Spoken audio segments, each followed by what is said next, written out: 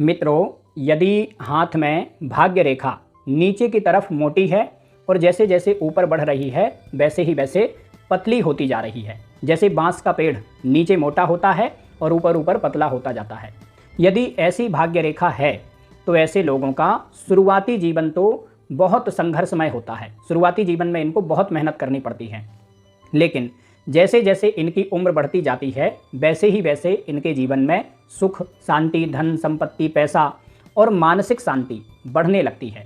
जिस उम्र से इनकी भाग्य रेखा पतली होना शुरू होता है उसी उम्र से इनका भाग्योदय होना भी शुरू हो जाता है। उम्र कैसे देखना है वो आप इस फोटो को देख करके समझ लीजिए। हाथ में भाग्य रेखा जितनी ज़्यादा मोटी हो ऐसा व्यक्ति उतना ही ज़्यादा लोभी लालची स्वभाव का होता है, और भाग्य रेखा जितनी पतली हो ऐसा व्यक्ति उतना ही ज़्यादा उदार प्रवृत्ति का होता है, उदार स्वभाव का होता है। और यदि भाग्य रेखा नीचे मोटी है और ऊपर पतली है तो जिस उम्र से भाग्य रेखा पतली होना शुरू होता है उसी उम्र से व्यक्ति उदार होना भी शुरू हो जाता है, लोभ लालच छोड़ने लगता है। थोड़ा बहुत लोभ लालच तो सबके अंदर होता है, लेकिन ऐसे लोग उदार स्वभाव के हो जाते हैं। भाग्य रेखा हाथ में जीवन रेखा से जितनी दूर हो उतना ही अच्छा, और जितनी पतली हो उतना ही अच्छा। यदि भाग्य रेखा ज़्यादा मोटी और गाढ़ी है तो ऐसे लोग बहुत ज़्यादा लोभी लालची स्वभाव के होते हैं, और कई बार तो अपने लोभ लालच के चक्कर में दूसरों का नुकसान भी करवा देते हैं। लेकिन यदि भाग्य रेखा शुरुआत से ही पतली है तो ऐसे लोग उदार स्वभाव के होते हैं। थोड़ा बहुत लालच तो सबके अंदर होता है, लेकिन ऐसे लोग उदार स्वभाव के होते हैं। और यदि भाग्य रेखा शुरुआत से ही पतली है और सीधी है तो ऐसे लोग स्वभावतः मूलतः बहुत सात्विक और सरल विनम्र स्वभाव के होते हैं। ऐसे लोग दिखावा पसंद नहीं करते हैं, व्यर्थ का पाखंड नहीं करते, फालतू का दिखावा नहीं करते। ये लोग सात्विक स्वभाव के होते हैं। हो सकता है कि जीवन में कभी ये लोग गलत संगति में पड़ करके कुछ गलत काम करने लगें, जैसे मांस मदिरा वगैरह का सेवन करने लगें, या फिर कोई चारित्रिक दोष आ जाए, हो सकता है। लेकिन ये लोग थोड़े समय के लिए ही गलत संगति में पड़ सकते हैं, फिर से ये लोग तुरंत से यू टर्न ले लेते हैं।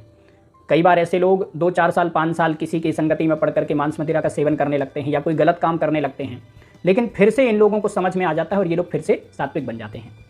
कुछ लोगों को आपने देखा होगा जो एक समय में तो बहुत ज़्यादा मांस मदिरा का सेवन करते थे और अचानक से फिर ये लोग एकदम से सात्विक बन जाते हैं। क्योंकि यदि हाथ में भाग्य रेखा पतली है और सीधी है तो ऐसे लोगों का जो मूल स्वभाव होता है वो सात्विक ही होता है। थोड़े समय के लिए किसी की संगति में पड़ करके गलत रास्ते पर जा सकते हैं, लेकिन फिर से ये लोग अपने स्वभाव के रास्ते पर आ जाते हैं।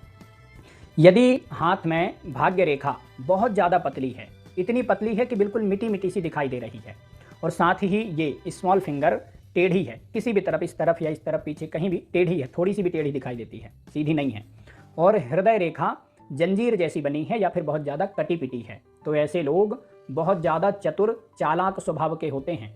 ऐसे लोगों पर विश्वास नहीं किया जा सकता, क्योंकि ऐसे लोग अपने फायदे के लिए किसी भी व्यक्ति को धोखा दे सकते हैं। ऐसे लोग धोखेबाज प्रवृत्ति के होते हैं। लेकिन यदि रेखा बिल्कुल पतली है तब, और साथ ही ये वाला चिन्ह, ये स्मॉल फिंगर टेढ़ी हो और हृदय रेखा कटी पिटी हो, तभी ऐसा होगा, अन्यथा नहीं होगा।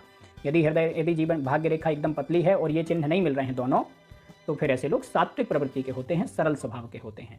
हाथ में भाग्य रेखा ज़्यादा मोटी होना ठीक नहीं है।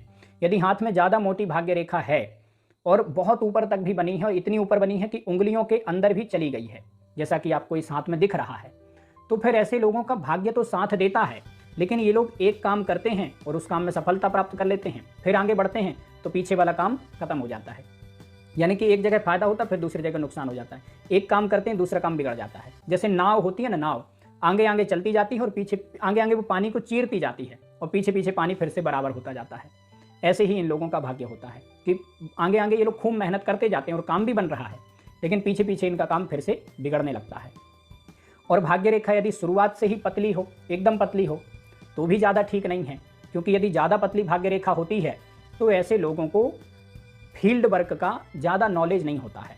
इन लोगों को फील्ड पर ज़्यादा दिनों तक काम नहीं करना पड़ता है, इस कारण से इनको जो ज़मीनी स्तर का काम होता है ना, उसका ज़्यादा नॉलेज नहीं हो पाता है। लेकिन यदि भाग्य रेखा शुरुआत में मोटी है और फिर ऊपर जाके पतली हुई है, तो फिर ऐसे लोगों को शुरुआत में ज़मीनी स्तर पर काम करना पड़ता है, फिर आगे बढ़ करके ऊपर के स्तर पर भी जाते हैं। तो इस तरह की भाग्य रेखा थोड़ी ज़्यादा अच्छी होती है। लेकिन यदि शुरुआत से भी भाग्य रेखा पतली है और ऊपर तक सीधी बिना कटी पिटी बनी है तो भी बहुत अच्छी है। ऐसे व्यक्तियों को अपने जीवन में भाग्य का साथ मिलता रहता है।